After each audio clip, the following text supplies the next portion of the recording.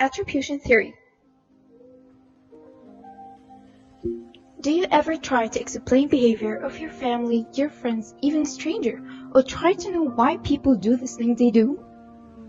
Well, we are the First Line team and we are here to explain why does this happen to us every day in our life. But first, let us talk about a process called perception.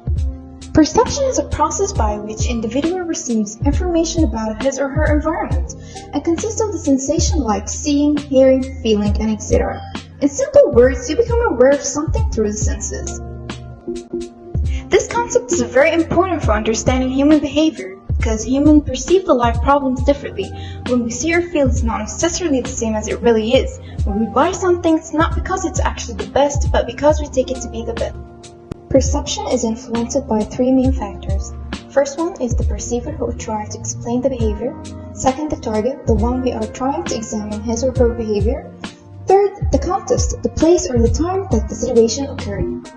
So, what we're concerned about is how ordinary people explain the causes of their behavior or the events by their perception, and the procedure is called Attribution Theory. Attribution theory like a detective which examines the gathered information to conclude the judgment or the explanation of the situation. In real life, one of the workers comes to work with a cup of coffee, spills all over his shirt. His co-workers saw the situation with different kind of explanation. Some of them describe it as he's so clumsy he has never been careful. And some of them thought no wonder he spilled the coffee on his shirt because the floor was very slippery or there was water on the ground. So that brings us to another point, which is the internal and external factor from the attribution theory. From this example, we can see that people have seen the situation from the different point of views, and those views can be divided into internal factor. When co-worker described what happened as he is so clumsy in his fault, they didn't pay attention to any situational factor, but they saw it as a personal trait in him. So the external factor, others explain it as a situational thing which has no control over it. We can summarize this by saying that this theory helps you understand if we say or doing something because of who we are or because of the situation we are in. But how we can determine if we use the internal or external factor? We can use three different aspects to define we use the internal or the external factors. First, distinctive. Will he or she act in a similar way with other? Have a person, let's call him Zain. He's watching a comedian show. If Zain only laughs at this comedian, then the distinctive is high and the external will take place. But if he laughs at everything with no special occasion, then the distinctive is low and there is internal factor.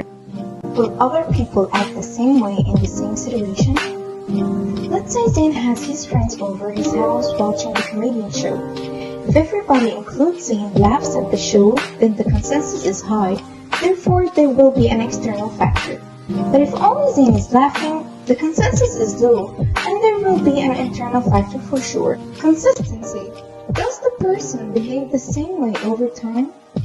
If Zain always laughs at that comedian, so the consistency is high, and so the internal factor must be the cause.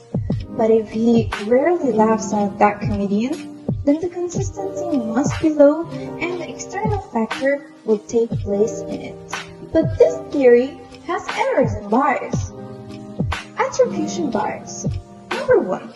Fundamental bias.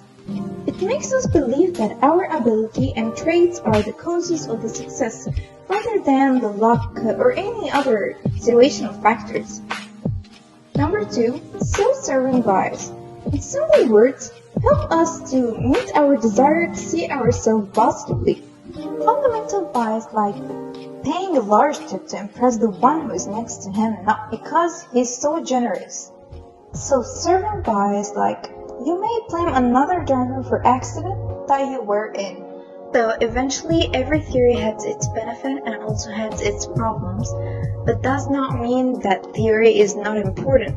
No, it has influenced others to know more about the behavior of human beings.